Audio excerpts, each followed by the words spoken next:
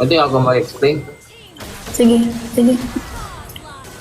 I think the thing about cartoon characters is like you can imagine how they look.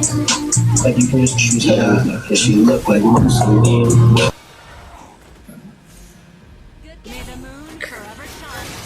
Napindot ko yung yung lock. Di, wala. Wala. Fail. Fail, di ba? Fail. Napindot yung lock eh. Inawakan ko eh. Bakit ka ba nagagalit? Na-miss kasi kita, tas ako hindi mo man lang na-miss. Hindi kita miss. Misis kasi kita. Before I let you go.